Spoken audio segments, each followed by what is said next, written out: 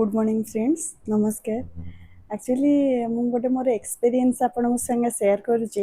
जदि सिंगल अच्छे ताहले किसी प्रॉब्लम नहीं, बाहर को आसले जो बुलाबुली कर कि जो रुह होटल रूम रे किसी प्रॉब्लम नहीं, कि स्पाउस संगे आस सी भी किसी प्रॉब्लम नहीं। किंतु तुम जदि गोटे किड्स हो जाऊँगी, किड्स पर जदि तुम मैंने होटल रे रहिबा, तार खाइबा ता केयर, बेबी सी अच्छी माने बड़ हेनी, खाइबा पीवा এটা ବହୁତ ମାନେ ପ୍ରୋବ୍ଲେମ କ୍ରିଏଟ୍ କରେ ବାହାରକୁ ଆସିଲେ। ନିହାତି ଭାବରେ ଆପଣମାନେ ଯେଉଁମାନେ ବି ବାହାରେ ରହୁଥିବେ କି ବାହାରେ ଆସୁଥିବେ ବୁଲାବୁଲି କରିବାକୁ, ଆପଣମାନେ ବି ପ୍ରୋବ୍ଲେମ ଫେସ୍ କରୁଥିବେ କିଛି ଲୋକ। ମୁଁ ସେଥିପାଇଁ ମୁଁ ବି ମୋ ବେବିକୁ ଆଣିକି ଆସିଛି, ବାହାରେ ରହିଛି ହୋଟେଲ ରୁମ୍ରେ। ଆଜିକୁ 3rd ଡେ ହେଇଗଲା।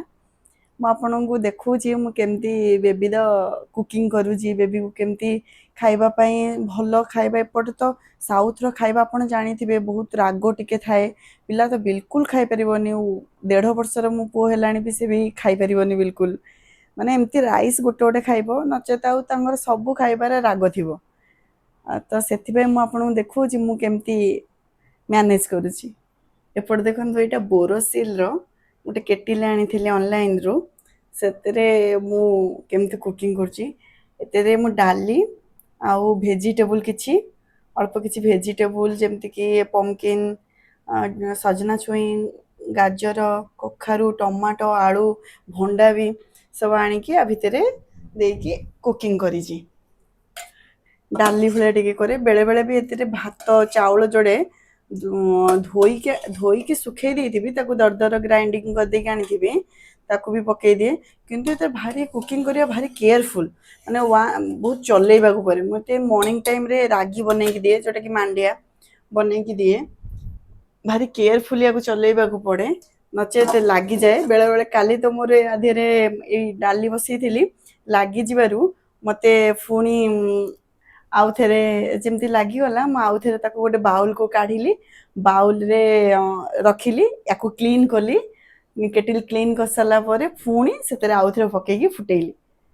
ଆଉ ଏଥିରେ ଅଳ୍ପ କଲେ ଭଲ, ମାନେ ଅଳ୍ପ ବୋଲି 2 କଟୋରୀ, ବେବି ପାଇଁ 2 କଟୋରୀ, 2 ଟାଇମ୍ ବି କରିଦେବା ବେଟର୍। ସକାଳ ଟାଇମ୍ରେ ମୁଁ ରାଗି ବନେଇ ଦିଏ, ପୁରା ମର୍ଣ୍ଣିଂ ଟାଇମ୍ରେ 7 o'clock ଖାଇଦିଏ ପୁଅ।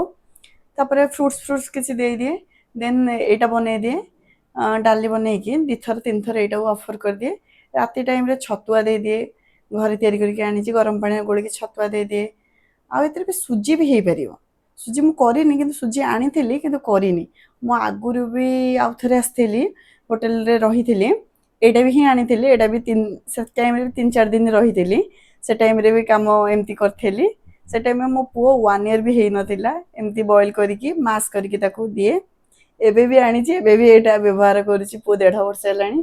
ମୋତେ ଲାଗୁଛି ଏମିତି ବି ନେକ୍ସଟ ବି ଆସିଲେ ବି ବ୍ୟବହାର କରିବାକୁ ପଡ଼ିବ, କାରଣ ଏପଟେ ବହୁତ ରାଗ, ପିଲା କେବେ ବି ଖାଇପାରିବନି।